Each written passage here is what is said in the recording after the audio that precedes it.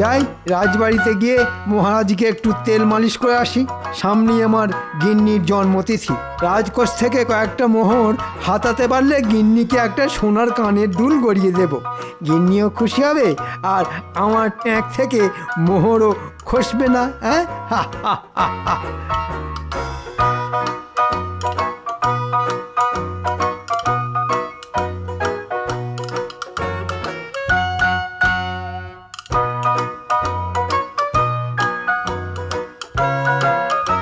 আসবো মহারাজ? কে কে?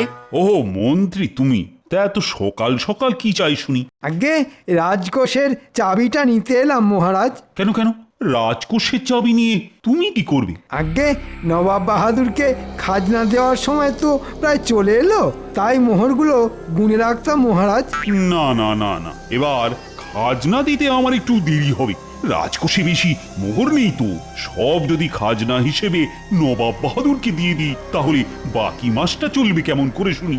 এই রে, এবার কি হবে? আপনি মিছিমিছি চিন্তা করছেন মহারাজ, আমি তো আছি। প্রজাদের কাছ থেকে অগ্রিম খাজনা তুলে আনবো আমি। একদম নয়। রাজ্যের গরিব প্রজাদের ওপর জুলুমবাজি আমি একেবারেই সহ্য করব না।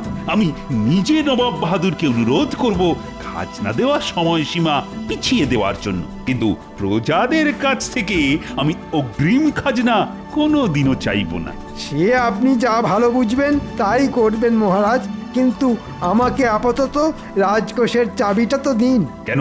খাজনা যখন পরে দেব বললাম, তারপরেও রাজকোষের চাবি নিয়ে কি হবে শুনি?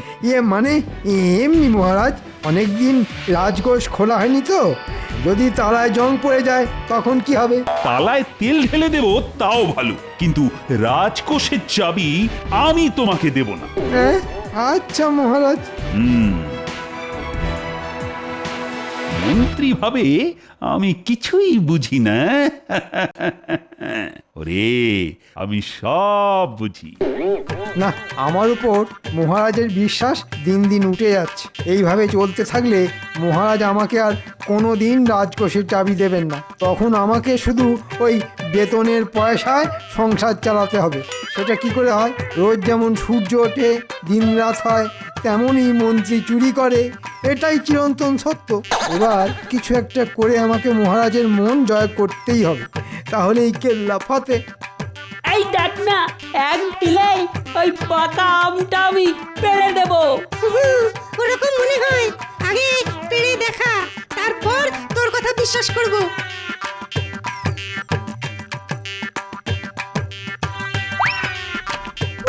বাপরে, বাপরে, ওহ! এই দাঁড়া দাঁড়া বলছি। কি বেয়াদব ছেলে রে বাবা। হবেই তো, যেমন দাদু তেমন তার নাতিরা।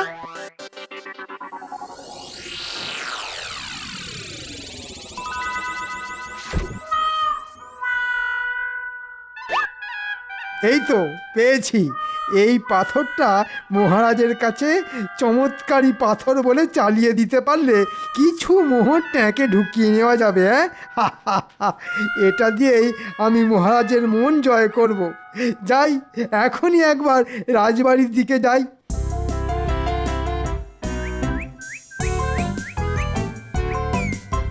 ওই গো রানী, খেতে দাও। একটু পরেই তো আবার রাজসভায় যেতে হবে।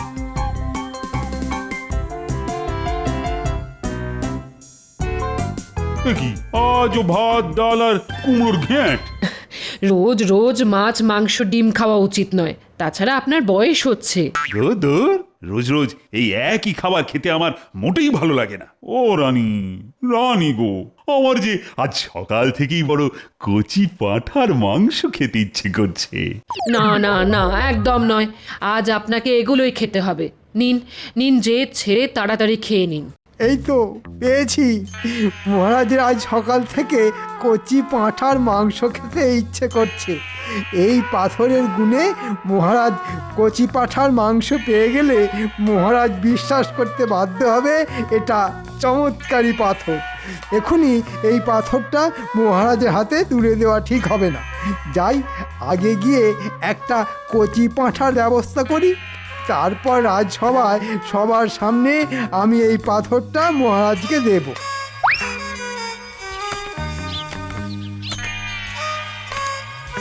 তো পেয়েছি।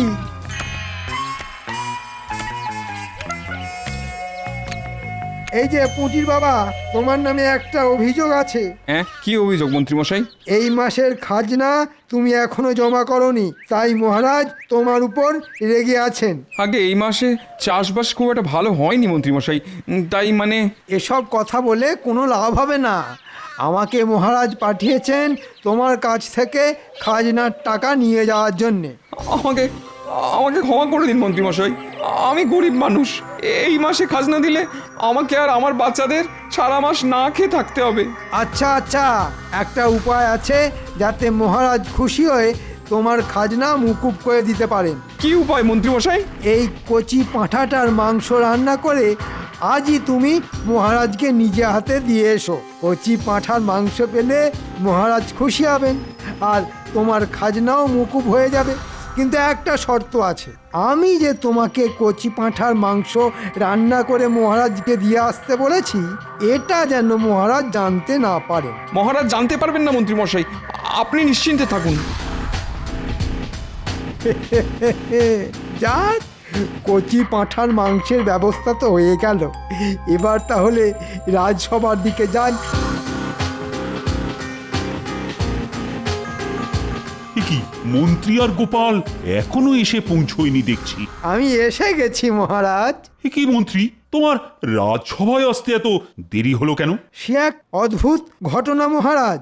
আমি রাজসভায় আসবো বলে রাস্তা দিয়ে হেঁটে হেঁটে যাচ্ছিলাম। হঠাৎ রাস্তায় আমার সঙ্গে এক সাধু বাবার দেখা হলো। সাধু বাবা আমাকে এই পাথরটা দিয়ে বললেন, এটা যেন আমি আপনাকে দিয়ে দিই। এটা আবার কি? এটা যেসে পাথর নয় মহারাজ, এটা চমৎকারী পাথর। সাধু বাবা বললেন, এটা হাতে রেখে চোখ বন্ধ করে আপনি যা চাইবেন তাই পাবেন। তাই নাকি? তাহলে তো একবার পরীক্ষা করেই দেখতে হচ্ছে। এই চমৎকারী পাথর, আমার বড় কচি পাঁঠার মাংস খেতে ইচ্ছে করছে। তুমি যদি সত্যি সত্যি চমৎকারী পাথর হয়ে থাকো, তাহলে আমার জন্য কচি পাঁঠার মাংসের ব্যবস্থা করে দাও। মহারাজের জয় হোক, আমি আপনার জন্য সামান্য উপহার এনেছি মহারাজ। মেলাতে গিয়ে গুলিয়ে যাচ্ছে আমার সব ছন্দ। মহারাজ, আমার নাকে আসছে কচি পাঁঠার মাংসের গন্ধ। সত্যি তো, সভাকবি একদম ঠিক বলেছে। তুমি আমার জন্য কি উপহার নিয়ে এসেছো শুনি? আগে কচি পাঁঠার মাংস রান্না করে নিয়ে এসেছি মহারাজ। দেখেছেন মহারাজ, বলেছিলাম না? জয় চমৎকারী পাথরের জয়। জয় চমৎকারী পাথরের জয়। আজ রাজসভায় গিয়ে মহারাজের কাছ থেকে 7 দিনের ছুটি চেয়ে নেব। মহারাজ যদি ছুটি দিতে না চান, তাহলে মহারাজের পা ধরে লুটিয়ে পড়ে হাত জড়ো করে যে করেই হোক 7 দিনের ছুটি আমি আদায় করেই ছাড়ব। কি ব্যাপার ভাই, তুমি এই 7 সকালে রাজবাড়িতে কি করতে এসেছিলে শুনি? মহারাজের জন্য কচি পাঁঠার মাংস রান্না করছিলাম গোপাল দাদা, সেটা দিতেই এসেছিলাম। কচি পাঁঠার মাংস? তা সেটা কি শুধু মহারাজের জন্যই রান্না করেছো? না না, তোমার জন্যও আছে গোপাল দাদা। আমি পুঁটির হাত দিয়ে তোমার বাড়িতে কচি পাঁঠার মাংস পাঠিয়ে দেবো। শোনো শোনো, বাড়িতে গিন্নি নেই বুঝলে, গিন্নি বাপের বাড়ি গেছে, তাই পুঁটিকে দিয়ে আমার বাড়িতে মাংস পাঠাতে হবে না। আমি নিজে তোমার বাড়িতে গিয়ে খেয়ে আসবো, কেমন? এবার আমি রাজসভায় যাই।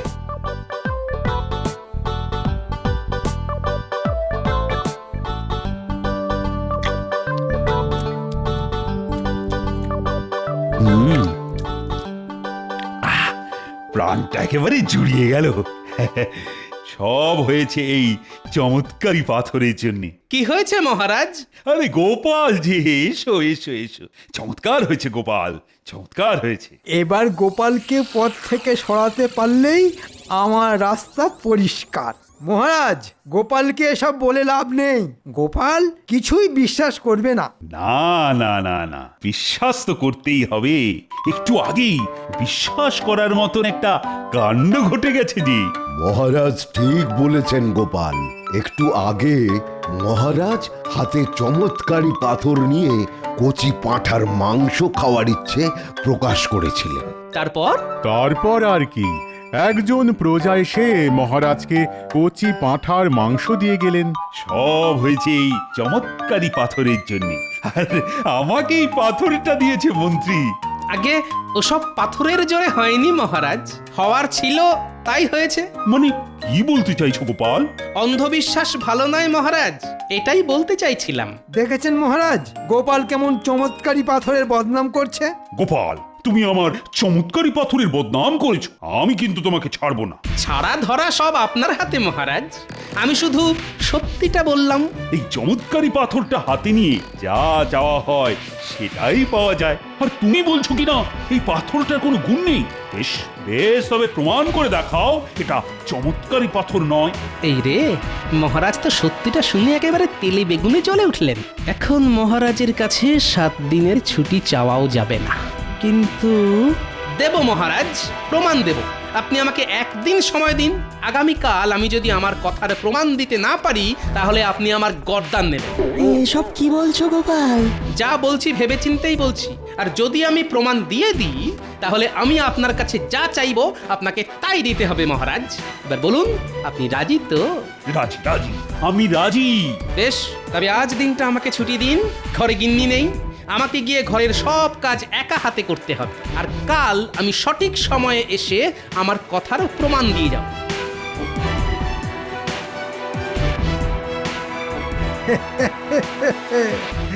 গোপাল কিভাবে প্রমাণ দেয় দেখবো শুধু।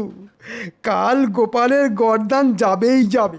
গোপালকে নিয়ে না আর পারা গেল না। ওদিকে আবার নবাব বাহাদুর খাজনা পাওয়ার জন্য হাত পেতে বসে আছে।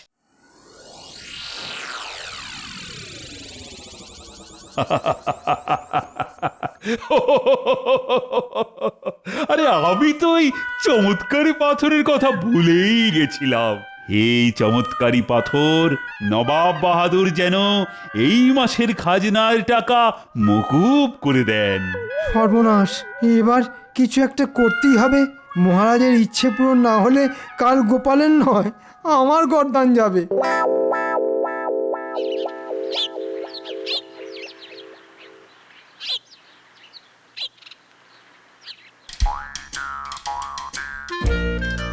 কি হলো জাহাপানা?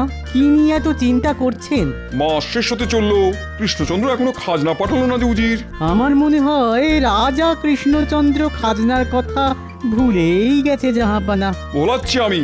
এই দূত, এক্ষুনি চিঠি নিয়ে কৃষ্ণচন্দ্রের কাছে যাও। চিঠিতে কৃষ্ণচন্দ্রকে কি লিখবেন জাহাপানা? লিখবো, আজকের মধ্যে খাজনা না পেলে খুব খারাপ হয়ে যাবে। এবার একটা না একটা ব্যবস্থা করতেই হবে। মহারাজ পাথরের কাছে চেয়েছেন নবাব বাহাদুর যেন এই মাসের খাজনা মকুব করে দেন। এটা যদি সত্যি না হয় তাহলে মহারাজের পাথরের ওপর বিশ্বাস উঠে যাবে, আর সেটা আমি কিছুতেই হতে দেব না। আরে, এ তো নবাবের দূত। এই দাঁড়াও দাঁড়াও, বলুন মন্ত্রী মশাই। কোথায় যাচ্ছ শুনি? জাহাপানার চিঠি মহারাজের কাছে পৌঁছে দিতে যাচ্ছি। নবাব বাহাদুর আবার কি লিখলেন? না না, একবার পড়ে দেখতে হচ্ছে তো। দাও, চিঠিটা আমার হাতে দাও, আমি মহারাজকে দিয়ে দেব। আচ্ছা আচ্ছা, এই নিন। ওরে বাবা রে, নবাব বাহাদুর যে খাজনা চেয়ে পাঠিয়েছেন। না না, এই চিঠি কিছুতেই মহারাজের হাতে দেওয়া যাবে না। এই তো একটা উপায় খুঁজে পেয়েছি।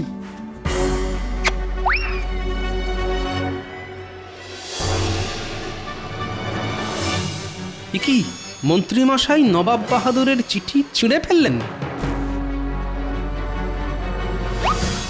কি নবাব বাহাদুর যে আজকের মধ্যেই খাজনা চেয়ে পাঠিয়েছেন? বেটা মন্ত্রীটা নিশ্চয়ই মনে মনে কোনো ফন্দি এঁটেছে। না না, মন্ত্রীকে একটু চোখে চোখে রাখতে হবে দেখছি।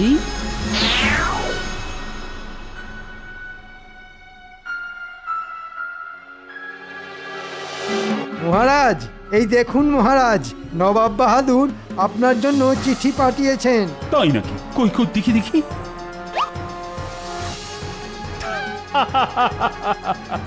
জানতাম, আমি ঠিক জানতাম এরকম কিছু একটা ঘটবে। জয় চমৎকারী পাথরের জয়। নবাব বাহাদুর কি লিখেছেন মহারাজ? নবাব বাহাদুর লিখেছেন এই মাসের খাজনা উনি মকুব করেছেন। নবাব বাহাদুর নয়, এই চিঠিটা আমি লিখেছি। মন্ত্রী, আজ তুমি না থাকলে এই চমৎকারী পাথরটা কিছুতেই আমার হাতে আসতো না। আমি খুব খুশি মন্ত্রী, খুব খুশি। মহারাজ খুশি যখন হয়েছেন, তখন আজ থেকে রাজকোষের চাবির দায়িত্ব আমাকেই দিন না। এই নাও মন্ত্রী, এই নাও। আজ থেকে রাজকোষের চাবির দায়িত্ব তোমার। কাল শুধু দেখব গোপাল কিভাবে প্রমাণ করে যে এই পাথরের কোনো গুণ নেই। আর গোপাল প্রমাণ দিতে না পারলে গোপালের গরদান যাবে।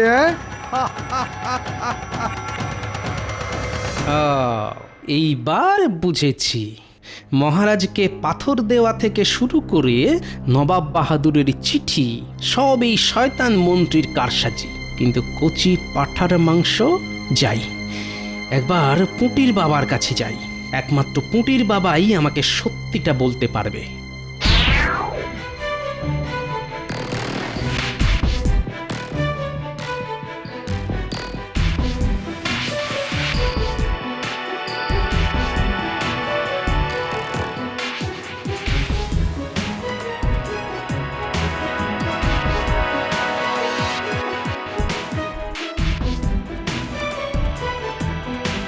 পুটির বাবা বাড়ি আছে নাকি?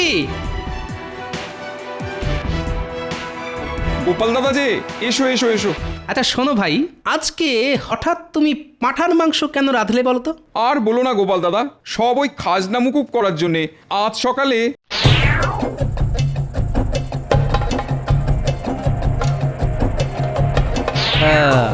এইবার বুঝেছি। বাহ, আমাদের মন্ত্রীমশাই গুছিয়ে বেশ ভালোই চাল চেলেছেন দেখছি। কিন্তু গোপালের চোখকে যে এত সহজে ফাঁকি দেওয়া যায় না, এবার দেখাচ্ছি মজা। কি ভাবছো গোপাল দাদা? কিছু না কিছু না, আমার বড় খিদে পেয়েছে। চলো এবার আমি কবজি ডুবিয়ে পাঁঠার মাংস খাবো। কৃষ্ণচন্দ্রের এত বড় সাহস, আমার চিঠি পেয়েও খাজনা দেয় না। এই উজির, এক্ষুনি ঘোড়া বার করো, আমি কৃষ্ণনগরে যেতে চাই। চলুন জাহাপানা।